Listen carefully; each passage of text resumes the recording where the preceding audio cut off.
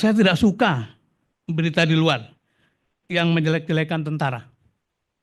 Katanya masuk tentara itu bayar. Itu hoax. Nggak benar itu. Nggak ada itu katanya. Itu diembuskan sama orang-orang yang gagal. Kalau kamu nggak diterima, ya kamu harus perbaiki diri. Gimana mau berkorban untuk negara dan bangsa? Kalau berkorban sawah pun kamu nggak mau gitu. Jadi dia masuk tentara karena jual sawah. Sebulan lalu kita mendengar kecelakaan di tol Purbalenyi. Jika diusut-usut, sumber penyebabnya adalah ya korupsi. Uji kelayakan kendaraan di bypass dengan amplop. Belum lagi meledaknya cudol, pinjol, narkoba, stunting, gizi buruk, aksi lancung yang membanjiri bansos ini dan itu, jalan buruk, guru dibayar murah, bapak bunuh diri karena kesulitan ekonomi dan seterusnya. Pendek kata, di luar soal nasib atau takdir, warta-warta buruk itu hampir pasti disebabkan oleh hulu yang juga sama, yaitu keburukan yang berujung pada korupsi tadi.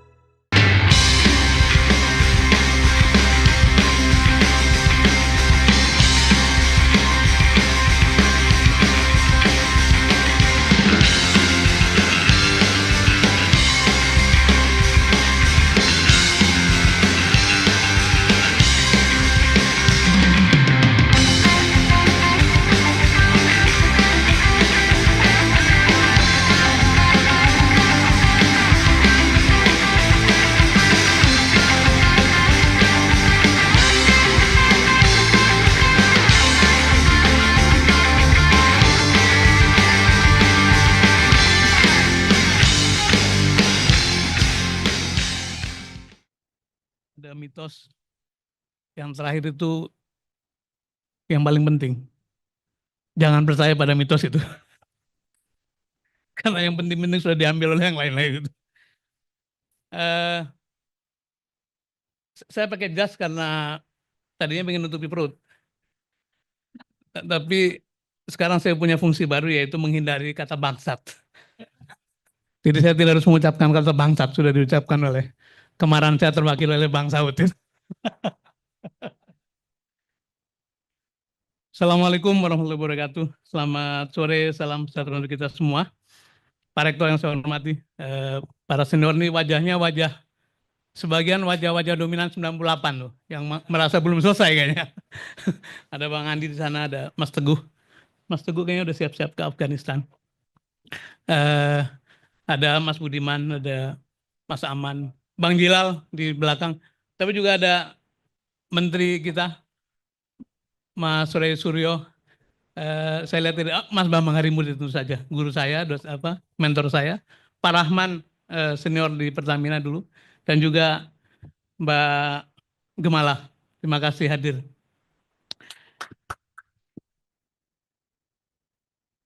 Berbeda dengan para senior yang pakai tangan bebas, gitu, saya akan membaca sesuai dengan penampilan. Kalau orang bebas itu kan bicara nggak pakai partitur kan. Kalau pakai jas harus pakai partitur orkestranya. Gitu. Tapi sebelum itu saya ingin sampaikan respon dari Mas Didi tadi bahwa saya kira baik untuk menggunakan tempat ini, Prof. Didi, sebagai hub baru untuk menggalang lagi persatuan. Kata Gandhi, jarang orang menjadi baik karena pengen baik, karena mereka pengen baik. Tapi orang menjadi baik karena dipaksa untuk berbuat baik.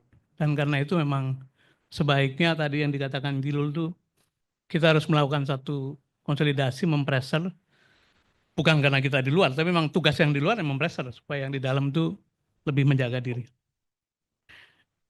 Izinkan saya membaca naskah ini, naskah yang disiapkan oleh teman-teman, sebagai pelengkap dari apa yang sudah disampaikan dari para senior yang di depan. Judulnya KAS, tanda seru. Korupsi penyakit menahun yang menempatkan negeri kita di kelas paria dalam gerakan anti rasuah itu. Ini merupakan topik yang sudah lama saya geluti sejak 30 tahunan. Karena itu ibaratnya kelak-kelok sebagian besar rute peta jelajahnya sudah hafal. Ibaratnya kita tidak perlu lagi pakai Google Map maupun Waze. Makanya biar tidak stres, saya mungkin akan bicara dengan cara berbeda. Ada Mbak Natalia, saya lupa sebut, senior kita juga di gerakan anti korupsi.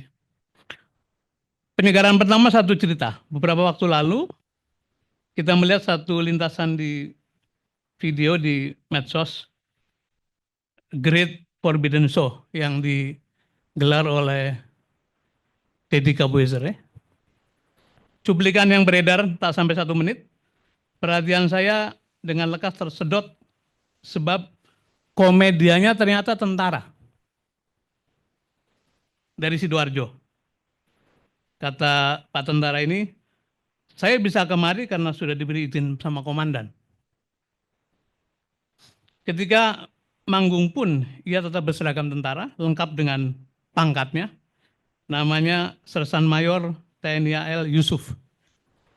Anda bisa tonton di internet kalau belum buru-buru dihapus ya.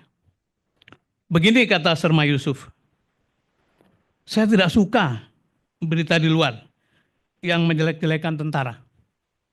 Katanya masuk tentara itu bayar. Itu hoax, nggak benar itu. Nggak ada itu katanya.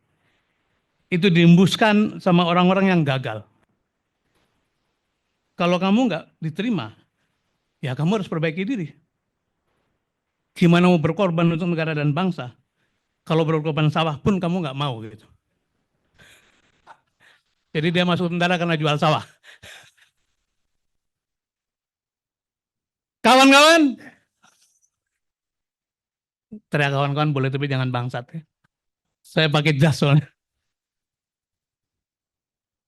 Seperti itulah kondisi penerimaan atau toleransi kita pada perilaku korupsi atau KKN. Saking konyolnya sampai-sampai dijadikan konten oleh tentara lagi. Satu profesi yang penuh dengan disiplin, penuh dengan dignity. Dan yang jadi topik adalah nasibnya sendiri tadi. Yang masuk tentara karena harus menjual sawah gitu. Teman-teman sekalian, sebulan lalu kita mendengar kecelakaan di tol Purbalenyi. Jika diusut-usut, sumber penyebabnya adalah ya korupsi. Uji kelayakan kendaraan di bypass dengan amplop. Belum lagi meledaknya cudol, pinjol, narkoba, stunting, gizi buruk, aksi lancung yang membanjiri bansos ini dan itu, jalan buruk, guru dibayar murah, bapak bunuh diri karena kesulitan ekonomi dan seterusnya.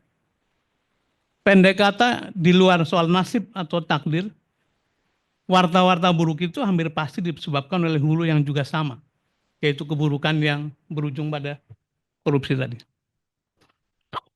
Itu penyegaran pertama. Penyegaran kedua, hari ini saya memberanikan diri untuk membincangkan korupsi dengan sesuatu yang baru, setidaknya buat saya.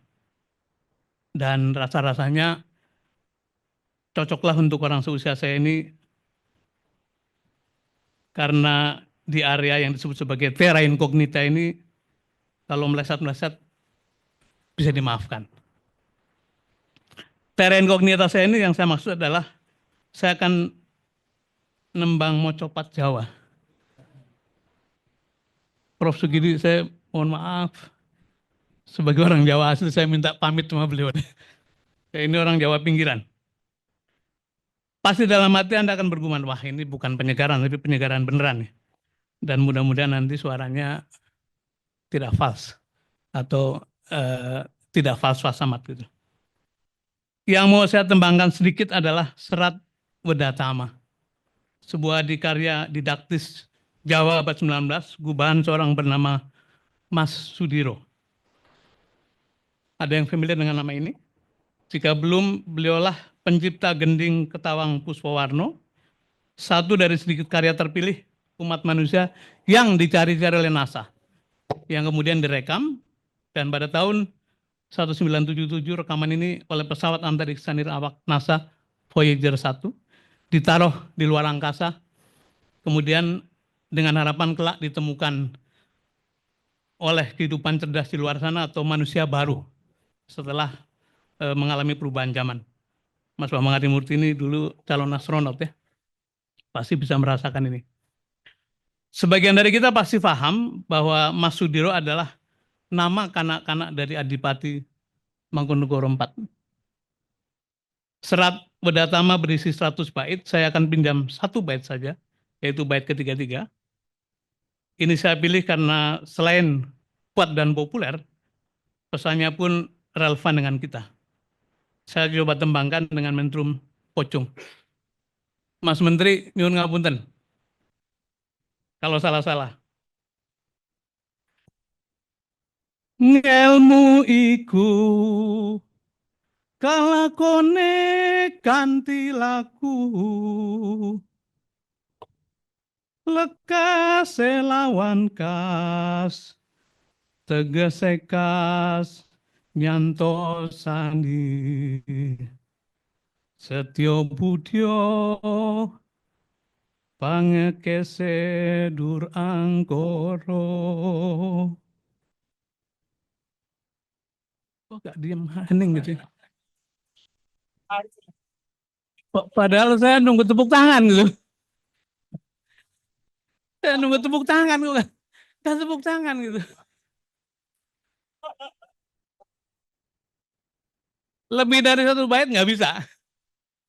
Saya akan terjemahkan sari tilawahnya nih. Terjemahannya. Ngelmu atau berilmu itu terlaksananya melalui aksi nyata. Dimulainya dengan kas. Ini judul pidato ini. Kas itu bermakna sikap yang militan. Sikap yang Spartan. Setia militansi pada Budyo merupakan peringkus segala bentuk kejahatan. Saya mau jelaskan Setyo Budyo. Budyo dalam bahasa Jawa kuno ini agak susah dicari padanannya dalam bahasa Indonesia.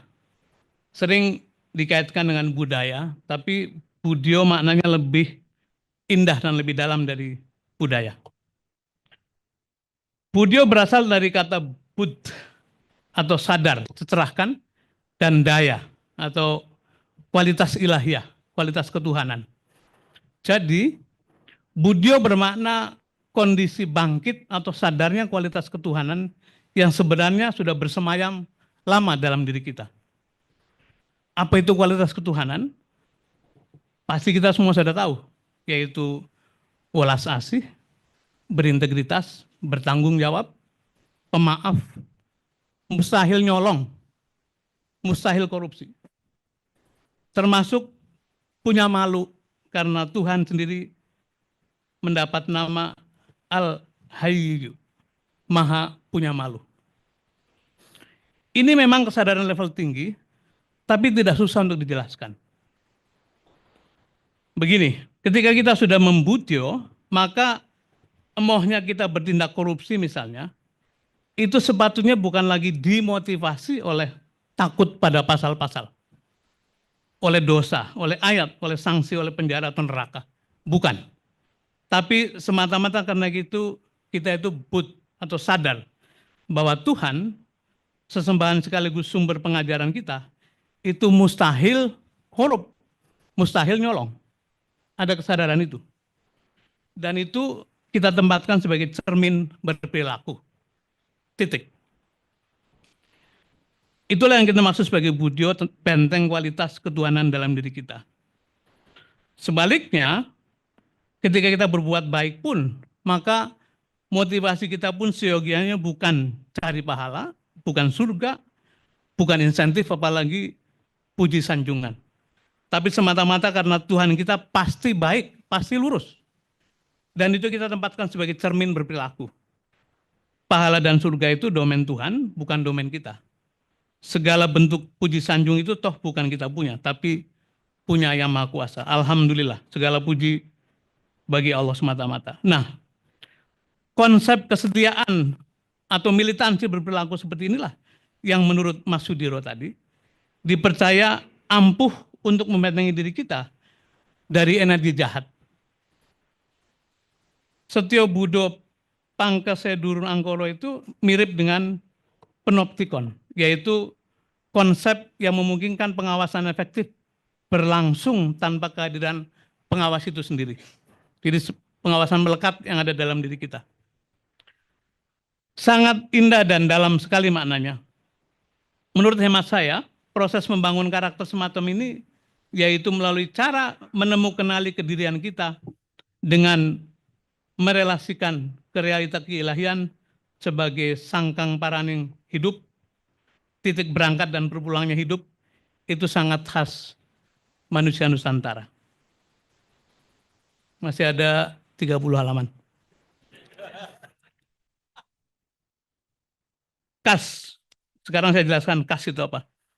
Betapapun indahnya Setio Budo dalam prakteknya, kita toh butuh strategi.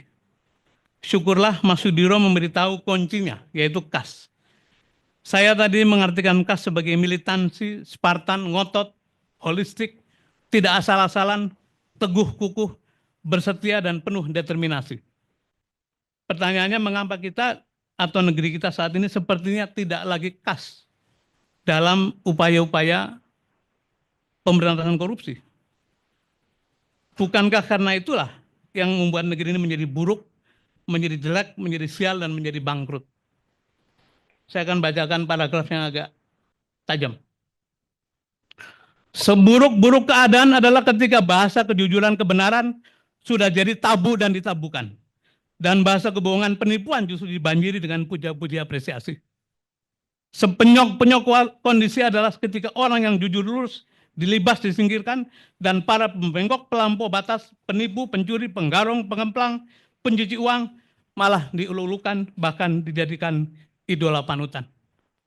Sesial-sial kebangkrutan adalah ketika segala hal yang ditunjukkan buat berpuas-puas hari ini, dan alpa dan masa bodo amat pada kenyataan generasi mendatang.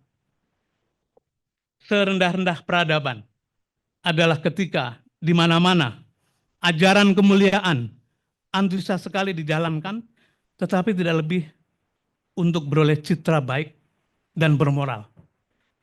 Di mata ego sosial sambil meludahi, memantati derajat hakiki kemanusiaan dan Tuhan. Sehina-hina derajat manusia adalah ketika malu bertindak celah, tidak dinajiskan, tidak disangsikan, tidak dijauhi, tapi malah didekati dan ditoleransi. Dilegalkan, dikopi dan bahkan dijadikan way of life oleh orang banyak. Yang menentangnya malah dicap sok suci, dikepret, dikriminalisasi, disel, bahkan dijadikan pesakitan di pojok-pojok perundungan yang terorganisir sistematis. Tuhan itu Al-Hayyu, yang maha punya malu. Melaluinya digariskanlah secara derajat antara manusia dan binatang dengan tegas. Manusia berada di sisi yang punya malu atau hiri, binatang di sisi sebaliknya. Azikira, azirika. Mewabahnya perilaku azirika yang hari-hari ini mulai dari ujung ekor hingga terutama di kepala. Dengan demikian sejajar dengan aksi pembanggangan terhadap Tuhan.